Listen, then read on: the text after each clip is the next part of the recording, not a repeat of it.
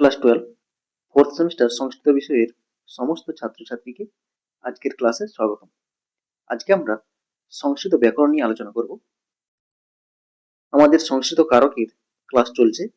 আজকে আমরা সপ্তমী বিভক্তি থেকে অত্যন্ত গুরুত্বপূর্ণ একটা সূত্র আমরা আলোচনা করব। এখান থেকে প্রায় প্রত্যেকটা বছর কমন থাকে।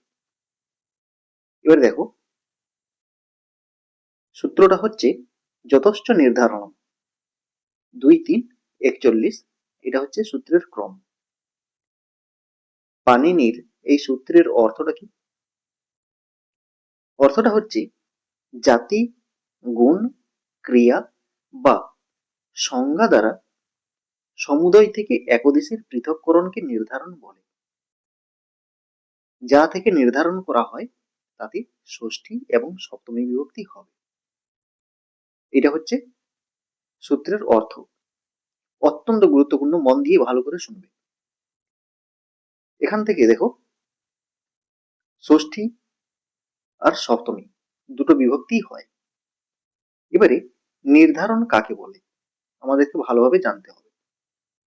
কি বলেছে? জাতি, গুণ, ক্রিয়া দ্বারা সমুদয় থেকে একদেশের পৃথককরণকে নির্ধারণ বলে। মানে কি? মানে হচ্ছে, ধরো অনেকজন আছো, একটা জায়গায় অনেকেই বসে গল্প করছো বা ক্লাসরুমে অনেকেই পড়াশোনা করছো। তার মধ্যে থেকে সব থেকে ভালো কে পড়াশোনা করছে? রাম। তাহলে সব থেকে ভালো পড়াশোনা করছে রাম। তাহলে কি করা হলো?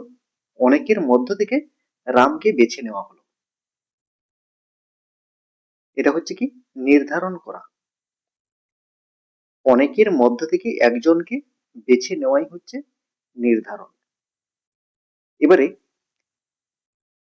যেখান থেকে বাছা হলো অর্থাৎ সমুদয়, সেখানে কি হবে? ষষ্ঠী বা সপ্তমী বিভক্তি হবে। উদাহরণ দিলে পরিষ্কার হবে বিষয়টা। এই উদাহরণগুলো প্রায় পড়ে পরীক্ষাতে, তাই আমি এখানে তুলে ধরেছি। দেখো, পর্বতেষু হিমালয়ঃ কিংবা পর্বতানাং হিমালয়ঃ। তেষু থাকতে পারে বা পর্বতানাং থাকতে পারে, যে কোনো একটা থাকতে পারে। তোমরা মনে রাখবে, যেখানে তেষু থাকবে সেখানে হবে সপ্তমী বিভক্তি, আর তানাং যেখানে থাকবে সেখানে হবে ষষ্ঠী বিভক্তি। এবারে পর্বতেষু হিমালয়ঃ শ্রেষ্ঠ, মানে পর্বতগুলোর মধ্যে হিমালয় হচ্ছে শ্রেষ্ঠ। পর্বতানাং হিমালয়ঃ শ্রেষ্ঠ, সেই একই অর্থ। পর্বতগুলোর মধ্যে হিমালয় শ্রেষ্ঠ। তাহলে অনেকগুলো পর্বত আছে, সেই অনেকগুলো পর্বতের মধ্য থেকে হিমালয়কে বেছে নেওয়া হয়েছে। কিসের জন্য? শ্রেষ্ঠত্বের জন্য। অনেকগুলো পর্বতের মধ্যে হিমালয় হচ্ছে শ্রেষ্ঠ। বোঝা গেল? এবারে পর্বতেষু আছে, তাহলে কি হবে? এখানে নির্ধারণে সপ্তমী বিভক্তি হবে। আর পর্বতানাং আছে, এখানে কি হবে? নির্ধারণে ষষ্ঠী বিভক্তি হবে। এবারে গুরুত্বপূর্ণ একটা আলোচনা দেখো, নির্ধারণের 3টা অঙ্গ আছে। নির্ধারণের 3টা অঙ্গ আছে বা 3টা বিষয় আছে। এই 3টা অঙ্গ বা 3টা বিষয়ের মধ্যে 3টাই উপস্থিত থাকতে হবে। 3টার মধ্যে যদি একটাও যদি অনুপস্থিত থাকে তাহলে কিন্তু এখানে নির্ধারণ হবে না। কি কি বিষয়গুলো? একটা আছে দেখো, নির্ধারণা বধি। নির্ধারণা বধি কাকে বলে? যা থেকে নির্ধারণ করা হয় বা সমুদয়। নির্ধারণা বধি এই উদাহরণ বাক্যে কোনটা? এখানে দেখো, এই যে পর্বতেষু, এই পর্বতেষু হচ্ছে নির্ধারণা বধি। নির্ধারণা বধি হচ্ছে পর্বতেষু, মানে পর্বতগুলোর মধ্যে থেকে, যা থেকে নির্ধারণ করা হয়। কোথা থেকে নির্ধারণ করা হয়েছিল? পর্বতগুলোর মধ্য থেকে। নির্ধার্য মান, নির্ধার্য মান মানে কি? যাকে পৃথক করা হচ্ছে বা যাকে নির্ধারণ করা হচ্ছে। তাহলে নির্ধার্য মান কাকে বলবো? যাকে পৃথক করা হচ্ছে। এই উদাহরণ বাক্যে কাকে পৃথক করা হয়েছিল? হিমালয়কে। এই হিমালয়কে পৃথক করা হয়েছিল। পর্বতেষু হিমালয়। হ্যাঁ, এই বাক্যে হিমালয়কে পৃথক করা হয়েছিল। এটা হচ্ছে কি? নির্ধার্য মান। তাহলে হিমালয় হচ্ছে নির্ধার্য মান। আর নির্ধারণা হেতু কি? যে কারণে পৃথক করা হয়েছে। নির্ধারণের হেতু, হেতু মানে কি? কারণ। যে কারণে পৃথক করা হয়েছে, কারণটা কি? শ্রেষ্ঠ। কারণটা হচ্ছে শ্রেষ্ঠ। শ্রেষ্ঠত্বের জন্য পর্বতগুলোর মধ্য থেকে হিমালয়কে পৃথক করা হয়েছে। তাহলে এই তিনটা বিষয় কিন্তু উদাহরণ বাক্যে উপস্থিত আছে। এবারে কোথায় বিভক্তিটা হবে? ষষ্ঠী বা সপ্তমী কোথায় হবে? এই নির্ধারণা বধিতে। নির্ধারণা বধিতে মানে যেখান থেকে নির্ধারণ বা পৃথক করা হচ্ছে।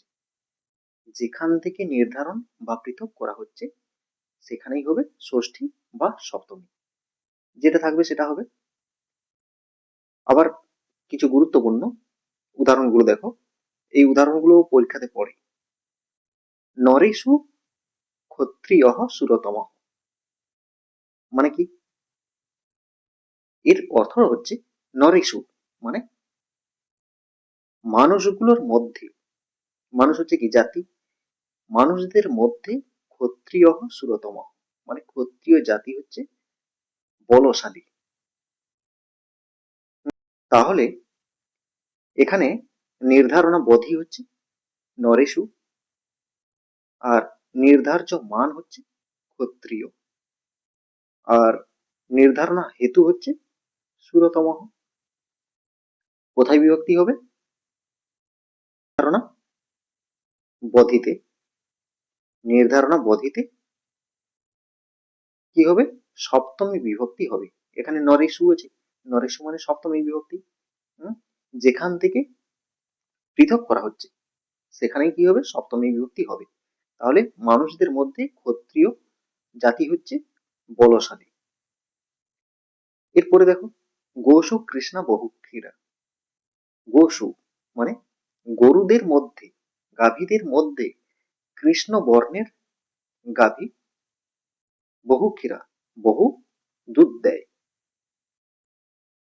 এবারে এখানে গাভীদের মধ্যে গোসু, তাই এটা হচ্ছে কি? নির্ধারণা বধি। এই নির্ধারণা বধিতে গোসু থাকার জন্য কি হবে? সপ্তমী বিভক্তি হবে। এই উদাহরণটা প্রায় পড়ে। কবিষু কালিদাসহ শ্রেষ্ঠ। কবিষু কালিদাসহ শ্রেষ্ঠ, কবিদের মধ্যে কালিদাস শ্রেষ্ঠ। তাহলে কবিদের মধ্যে এটা হচ্ছে কি? নির্ধারণা বধি, আর কালিদাস এটা হচ্ছে নির্ধার্য মান, আর শ্রেষ্ঠ হচ্ছে কি? নির্ধারণা হেতু। তিনটাই আছে। কবিষু মানে কবিদের মধ্যে কালিদাস হচ্ছেন শ্রেষ্ঠ কবি। এটা হচ্ছে সমুদায়, কবিদের মধ্যে সমুদায় নির্ধারণা বধি। এই নির্ধারণা বধিতে কি হবে? সপ্তমী বিভক্তি হবে। কেন সপ্তমী হবে? এখানে সপ্তমী বিভক্তি প্রয়োগ আছে, কবিষু। এবারে যদি কবিনাং থাকে, কবিনাং কালিদাস শ্রেষ্ঠ, তাহলে এখানে হবে কবিনাং পদে হবে ষষ্ঠী বিভক্তি। যতশ্চ নির্ধারণম, এই সূত্র অনুসারে কি হবে? নির্ধারণে ষষ্ঠী বিভক্তি। এইভাবে লিখতে হবে। তাহলে কিভাবে লিখবে? এখানে লিখতে হবে, ধরো এই উদাহরণটা পড়েছি, পর্বতানাং হিমালয় শ্রেষ্ঠ, এই উদাহরণটা পড়েছি। তাহলে তোমাকে লিখতে হবে যতশ্চ নির্ধারণম, এই সূত্র অনুসারে রেখাঙ্কিত পদে ষষ্ঠী বিভক্তি হয়েছে বা নির্ধারণে ষষ্ঠী বিভক্তি হয়েছে। আর যারা সূত্র লিখতে পারবে না তারা লিখবে কি নির্ধারণে ষষ্ঠী বিভক্তি। ব্যাস হয়ে গেল।